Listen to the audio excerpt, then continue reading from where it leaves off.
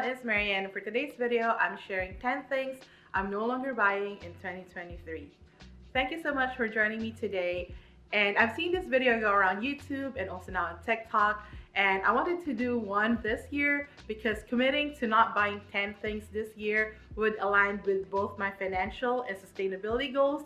So why not? And if I'm gonna be real honest, it's not like I have money to be spending on these items anyways, but it's good to kind of like focus and commit to 10 items that I want to be buying this year so I can stick to both my financial and sustainability goals. But before we get started, if you're new to my channel, hi, my name is Marianne. Welcome to My Oasis Life, where I take you along my houseplant and sustainable lifestyle journey and share with you some of my tips and tricks along the way. So if that type of content interests you, make sure to subscribe to my channel before the end of this video and make sure to like and comment down below. I would love to hear from you. But yeah, let's go ahead and get started. So the first thing that I'm committed to no longer buying in 2023, plants. And this might come as a shock if you're just new to my channel, but if you've been watching me for a while, even maybe just like the last 2 or 3 videos of mine, this is not a surprise. So I have mentioned that my plant collection is kind of where I want it to be. I have carefully curated it for the past 2 years, and if there's any plants that I want, I could just go trade for it if I want to. And if I have attempted this in previous years, maybe even just like a year or 2 ago, I would not be successful, I think, in committing to no longer buying plants this year because I could barely even do a 1-month plant ban before. But last year I only bought 3 plants, and most of the plants that I got were through plant trades. So I think this year, by committing to not buying plants at all, I could do it, since last year, even without a commitment, I only bought 3 plants. And if there are certain plants that I really want to add to my plant collection this year, kind of like what I did last year, is I just traded for them, and I added lots of new plants into my plant collection last year just by doing plant swaps and plant trades. Second thing that I'm no longer buying is plant accessories, which kind of go hand in hand with not buying plants at all. And of course, that doesn't include necessary plant supplies like fertilizers and all that, but I'm staying away from like buying any plant accessories, including grow lights, humidifiers, or any kind of like new trendy thing when it comes to plant accessories. And as a content creator, I am in a fortunate position that I do get gifted items, especially plant accessories, every now and then.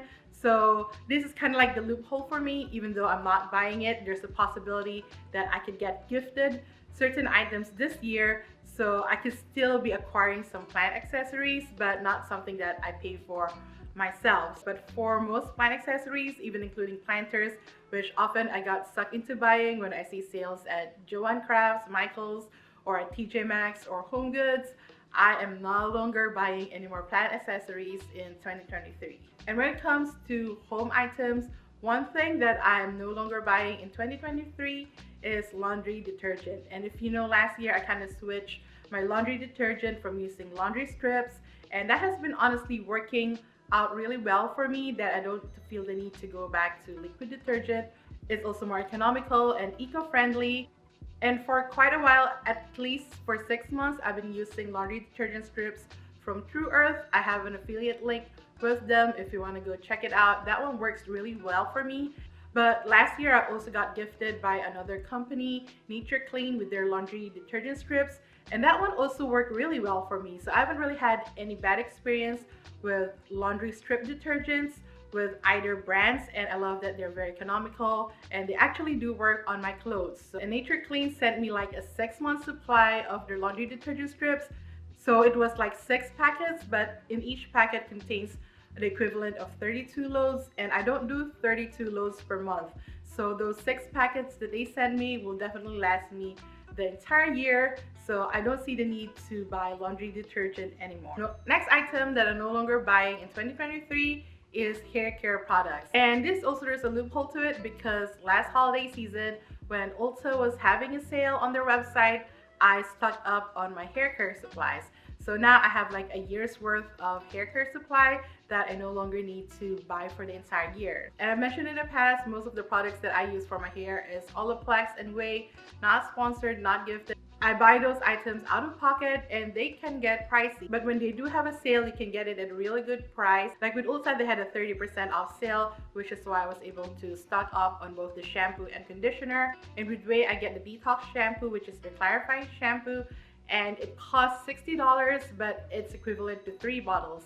But if I get it on sale, like during Black Friday, I was able to get it for like 25% off, plus a free product. They sent me their chill pills, which is their bath bomb. So I think that's a good deal, and that refill pouch lasts me the entire year as well. It is quite a bit of money up front, but I'm glad I did stock up so I don't have to buy any more shampoo or conditioner this year. And alongside with that is skincare and dental care.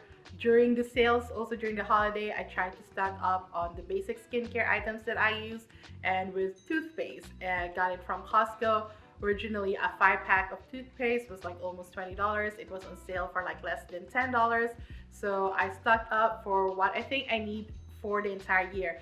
So when it comes to stocking up, I also try not to overstock up, because I had experience in the past when I did that. I end up not using the items because I moved on to other items, or the items don't really work for me, so I also ended up wasting it. So with the products that I'm buying, it's my true and tested products that I already use, and I only stock up to a year. So one, they don't expire, and second, I know that I'm actually using them. Same thing with the skincare products.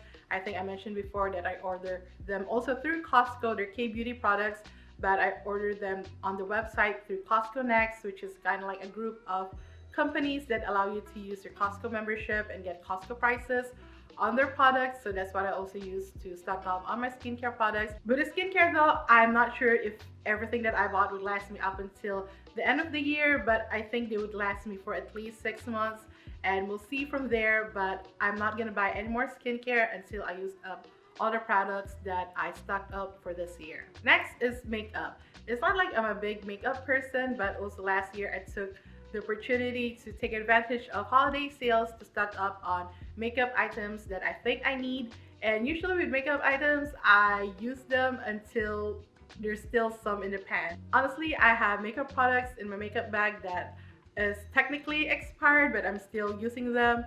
So with me stocking up last year on the items that I'm kind of missing with my makeup kit, I can use them for the entire year for sure, and there's really no need for me to buy anything new. So it's kind of unlikely that I'll also run out of any makeup products this year for me to buy new ones. But I think makeup also lends to a lot of impulse buying, even though we still have the items that we have. But to avoid impulse buying any makeup that I might already have, I am making a commitment to not buy any more makeup in 2023. Okay, next item that I'm committing to no longer buying in 2023, which might be kind of difficult because I kind of bought a few last year, which is Starbucks tumblers. And I'm not trying to be a Starbucks cup collector, and the way I'm trying to justify buying Starbucks tumblers is I actually do use all the tumblers that I have, and I rotate them each season and maybe even every month. And I have more than what I need when it comes to like rotating cups. So I'm no longer buying a Starbucks tumbler, but there's a loophole to that. I can only purchase one with my rewards points. It's not like I drink Starbucks or buy Starbucks regularly. I probably have Starbucks maybe once, maybe twice a month. It's not like something that I purchase every day or even purchase weekly. I just buy Starbucks as a treat for myself every now and then, or when they have like new seasonal items come out. But even then, by the end of the year or towards the end of the year where they come up with the really good Starbucks tumbler cups, I think I'll be able to rack up enough rewards points to purchase a Starbucks tumbler if I want to. So I rather pay with my points with a drink that I already had, so that I'm not like both paying for tumblers and paying for Starbucks drinks, if that makes any sense. Next one is bags, and I'm not a big handbag or luxury bag person, actually not at all. But last year I did buy new sets of travel luggages since I was traveling a lot from base. I bought the soft side carry-on, I bought their travel backpack, I bought the sports bag. So I think right now I don't really need any more bags, whether that might be a travel bag or a handbag, definitely not a luxury bag. I mean, Kate Spade is not a luxury bag, but we do have a Kate Spade outlet near us, and I'm always tempted to get something from there. Last holiday season, I think I almost did. Luckily, I stopped myself, but I think I still got the makeup kit. Well, my sister got me the makeup kit from them. But in 2023, whether it's like mid-range, outlet, luxury, definitely not luxury bag, because I don't have a luxury bag ever.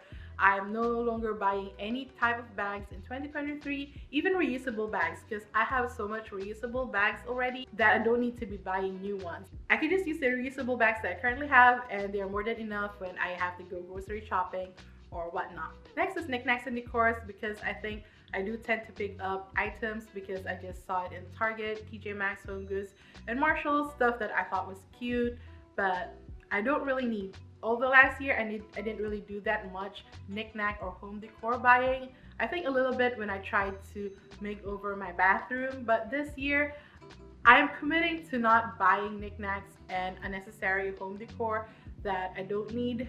That might change because life happened. If it's really an unnecessary purchase, something that I don't need, and even those like random trips to the dollar stores where I pick up items that I didn't really need when I first entered the store, I'm committing to no longer picking up unnecessary knickknacks and decor in 2023. So the last thing that I'm committing to no longer buying in 2023 is hashtag TikTok made me buy it. And I know it has happened to you as well. You scroll through your FYP, you saw people using certain products or products that have trended on TikTok, and you got influenced to buy it yourself. And I have been a victim of that quite a few times. And this year, I really want to be careful and make sure not to fall for that and not buy anything that I don't really need or buy it just because I saw it trending on TikTok. Like, I like trying new stuff, especially as a content creator, but if it's something that I don't really need, I really shouldn't be buying it. There were a couple of items during the holiday season that I bought because of TikTok. I actually might be doing videos on them upcoming just to justify the purchase. But moving forward, no more TikTok made me buy it items. So yeah, those are the 10 things that I'm committing to no longer buying in 2023 to help me stick with both my financial and sustainability goals this year. So are there any things that you're also committing to no longer buying this year? It doesn't have to be like 10 items. It can be just like 1 or 2. Let me know down in the comments. I would love to hear from you. And if you have any strategies or any tips and tricks to kind of like help stick with those commitments of no longer buying things that we shouldn't be buying anyways, let me know down in the comments. I could use a lot of that help, especially nowadays. Yeah, thank you so much for watching. If you like this video, please give it a thumbs up. If you're new here, please do subscribe. I come up with videos every week. And if you haven't yet, check out these videos up here until my next one. But until then, I see you. I appreciate you. Take care of yourself and each other, and have a prideful day. Bye.